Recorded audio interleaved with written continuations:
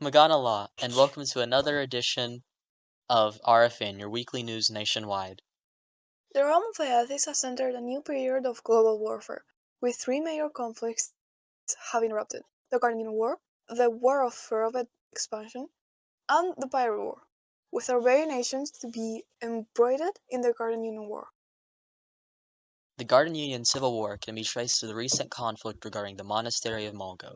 This issue regarding the monastery was solved by our wise Biram Heidel by handing it over to the Garden Union state of Navir, an ally to Faria, meaning Faria should have had no concerns regarding the ownership of the monastery, since it was in the hand of a trusted ally. However, as it was revealed to us by the Kamari, the nation of Faria was fully prepared to enact war against their own ally Navir in order to claim this small town. Yes, since this was seemingly to be a Guardian Union conflict, we were going to stay as neutral as we so often have. Our hopes for neutrality were ruined when the nation of Terra Orientis, a nation led by Alpha pledged support for the Farians. This led to the fear of a reform Albia, something that would be bad for the world as a whole, and something that we must ensure doesn't happen. So the nation of Faltítvars must intervene in this conflict in the favor of Kamari to ensure nations that have been and currently are hostile to Faltítvars cannot pose any threat to us. We have reached out to two representatives, one from each side, to give us their point of view. We will start with our Grand Biram Heidel Eldron's statements. The war on Furia is one of preemptive protection of Faltirvars, and not only have the Furians sent ultimatums to Faltirvars and have proven to have been plotting more against other nations, but this behavior towards us only proves that Albophile nations still hold hostilities towards the Odaltir. Thus, to remove the threat of future invasion towards Faltirvars and her allies, we must stop the threat in its tracks before it is too late. According to Splinter from Farah, after hearing that Roman intended a southern takeover, they demanded of him to step down as a leader. After Kamari and Folger was debated about this situation, the minister was used as a reason for war. In summary of the other two wars, the War of Firevate Expansion was one which the Firevate Empire demanded the nations of the Crystal Empire, Thrirski, Malachite, Kingdom of Shellstack, Malachor, and Sanctum, all in the northwest, become vassals under them. These nations all refused these orders and joined in a coalition against the Firevates. And the final major war that has erupted involves the pirates of Targa making outrageous claims against the nation of Tengardia and Shostak. The claims were promptly refused, which led to them declare war against the two nations. Viewing this as a violation of a past treaty, the nation of Solaris joined the war against the pirates. Most recently, in what seems to be a desperate bid for survival, the pirates have merged with Jarvik, seeking protection. On a different note, we have good news for anyone interested in joining our organization. We have positions that you can apply to in the link below in the description.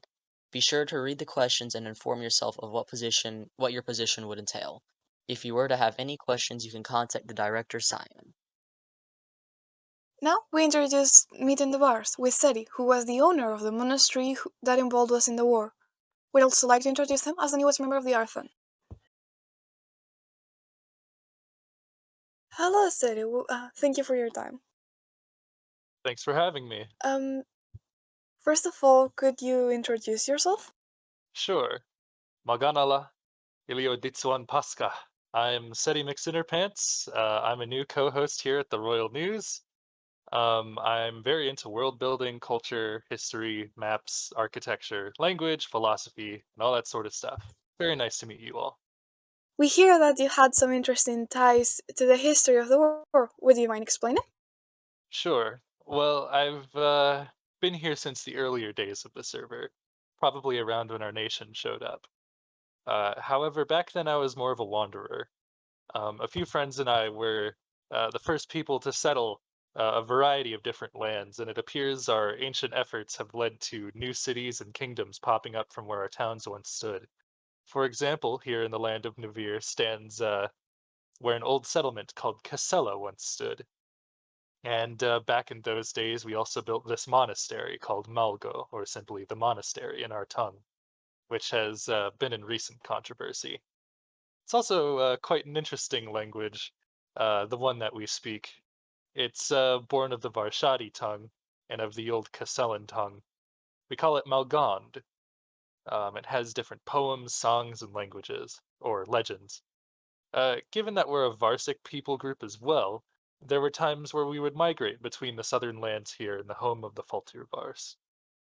Um, Up there in the Faltítvars, we actually built this one town called Muramaxica in the northeast that I hear might be turning into something soon. Currently, the Malgoni people reside back in the land of Faltítvars, and we plan to rebuild a new town that we've called Malgo in Gattaca, or the Grand Malgo. It could change names, but we'll see.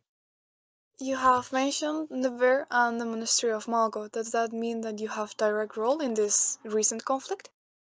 Unfortunately, I do. This monastery is very precious to me and the Malgoni people, as we call ourselves now. It was built very, very long ago, as we were the first to inhabit this area. Throughout the many ages, our land was under the protection of the Faltítvars and has been threatened countlessly by many, many neighbors seeking our territory and allegiance. Many of those same neighbors have also come and gone throughout time. Only recently have we decided it was time to move on and find solitude and peace for the Malgoni people, who are constantly threatened due to their strategic location. The land of Navir in particular, the same one that holds a lot of our older lands, was the one who treated us with respect, and we deemed them worthy enough to hold this new land of Malgo. However, it seems that the peace could not be held. The greed of Pharea had overcome them, causing this large new conflict over our peaceful establishment of proper sanctuary and culture. May seem a little off topic, but we would like to know what's your favorite color? Green. So what exactly was this monastery to you and the ancient people of Malgo?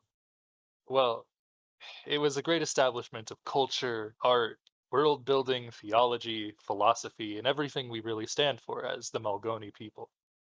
While it is a monastery, sanctuary might be a better word for its purpose. A place, ironically, to avoid all conflict and war, to speak freely and openly in a forum of intellectual minds. It was and is a beautiful place. Is there anything else that you would like to add? Well, for those interested in grand topics of language, culture, philosophy, world building, etc., feel free to message me, join the Malgoni people, visit our town of Malgo and Garika, or whatever you feel comfortable with. Other than that, I think that is all. Thank you so much for your time, and we hope to have a great time with you and your team. Thank you for having me. This has been all for this week. We thank everyone for viewing, and we hope to see you in the next one.